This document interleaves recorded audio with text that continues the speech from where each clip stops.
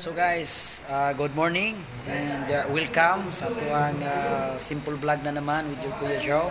At welcome rin po sa serbisyong pangkalusugan ng Regional Medical and Dental Unit 10 na pinumunuan ni Police Colonel Michelle Arvan, ang hipi ng RMDU Region 10 sa kanilang isinagawang mass casualty incident training. Ito po ay nagtuturo kung paano ihandle ang isang nangangailangan ng kanilang serbisyo o ang isang tao na nangangailangan sa kanilang serbisyo bilang mga medical team ng inyong kapulisan, ng ating kapulisan.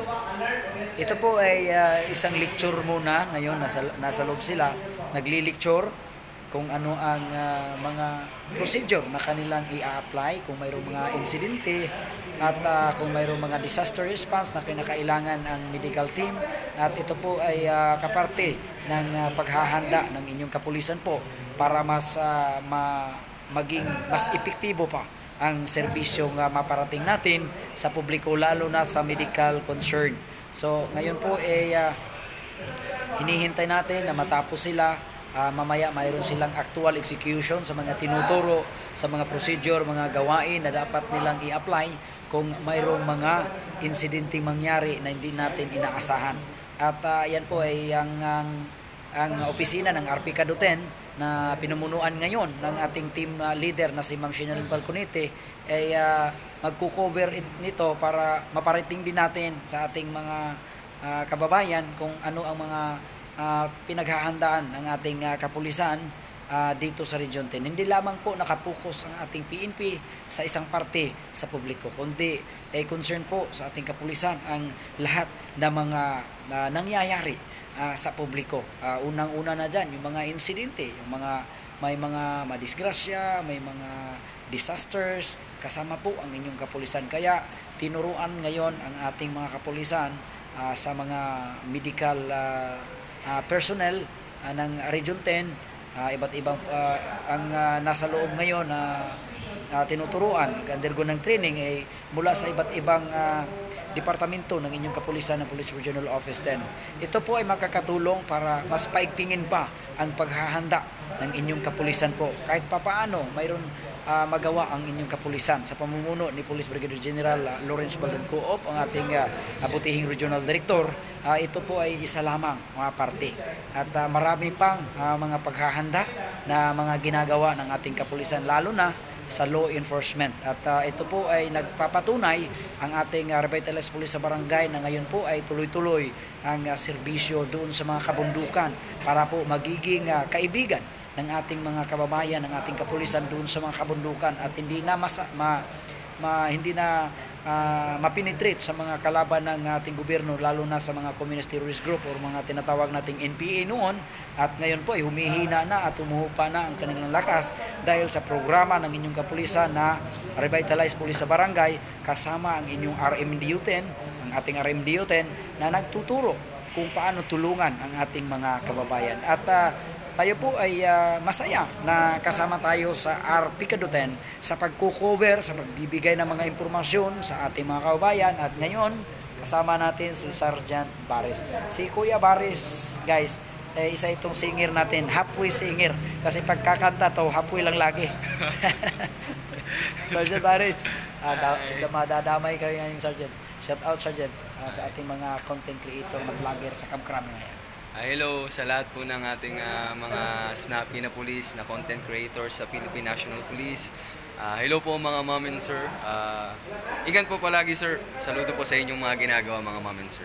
Ano bang ma-expect natin sa mga vlogger natin ngayon na mas pinaigting sa ating PNP organization ang mga PNP content creator? Ano bang nakikita mong kahalagahan nito, Sergeant Baris? Sir, syempre one of the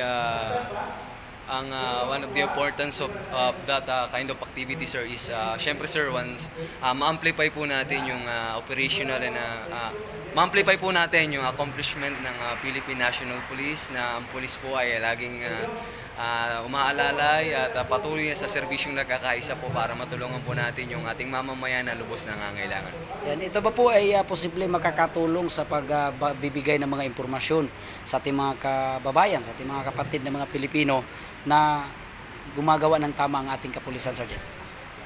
Yes sir, syempre ma-amplify din po natin yung mga good deeds po ng ating mga pulis, hindi lang po sa Region 10, kundi po sa buong bansa po na ang ating pulis is laging nakaagapay po sa pagpapanatili ng peace and order. Pag may mga bagyo or mga calamities po is nandun po lagi ang ating kapulisan para po tumulong. One call away po, nandyan po ang ating kapulisan po. Then syempre po, isa rin po sa importance, one of the ano yung kahalagaan po nito is syempre po yung maibigay po natin yung mga information sa mga community na maiwas po sila sa mga fake news, hindi po sila maniwala sa mga scams, maiwasan po natin yung mga yun nga, yung mga cancer. Yeah. So, guys, pasensya na po kasi mahihain to si Sergeant Paris, pero gwapo na tao to. Sa totoo lang, single pa to pero may ari na sa kanyang puso. So guys, yan po ay isa ito sa mga programa ngayon na pinaigting ng inyong kapulisan, ang PNP Content Creator na grupo ng ating kapulisan. Ito po ang tutulong sa pagbibigay ng mga programa ng impormasyon sa ating kapwa kababayan natin sa buong mundo, hindi lang sa Pilipinas, kasi ang social media, alam natin, sa buong mundo, makikita kung ano yung ginagawa mo. Kaya ang ating mga content creator ngayon sa Camp Crame, di ba? Camp Crame, Sergeant. So ito, si Sergeant Bares, taga Camp Crame ito. Malapit mo sa Camp Crame. Malapit sir. Yes, sir. Gusto ka bang ma-assign doon? Anywhere sir in the Philippines sir. Wag ko kaming pabayaan dito sa Region 10. Yes, sir. Dito lang muna tayo. Bitaw, mga kapatid, no, malapit lang ang bahay ni Sergeant Bares sa Campo Crame. Pero bakit dito siya na-assign? Kasi mahal na mahal niya ang buong sambayanang Pilipino. Kaya handang-handa siya kahit saan na ma-assign. Kung titingnan mo, siya po mula sa Luzon. At ngayon kasama sa Bisaya niyong kaibigan na Kuya Joe.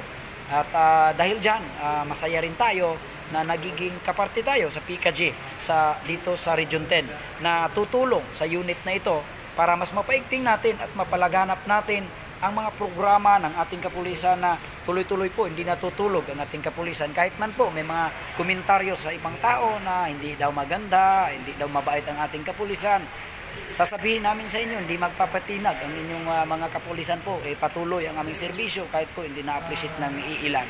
Kasi tinitingnan namin na halos lahat ng mga Pilipino nakikita nilang positibo ang ginagawa ng kapulisan. Although hindi perfect, pero maraming mga magagandang nagagawa. Kaya hindi namin tinitingnan yung mga negatibo. Pasensya na po sa mga negatibong pananaw. Ilan-ilan lang kayo, hindi magpapatinag ganyang kapulisan. Patuloy po kami na magsiservisyo. Patunay nito ang serbisyong pangkalusugan, Mass Casualty Incident Training ng RMDO Region 10 ngayong araw na ito. Ngayon po buwan ng July 26, 2023. At asahan ninyo na patuloy po ang inyong kapulisan sa pagbibigay ng impormasyon. Hindi lamang po sa pagsiservisyo, sa pagbigay ng tulong sa ating mga kababayan, kundi pagbibigay din ng impormasyon para sa ating mga kababayan dito sa Region 10 at sa buong Pilipinas.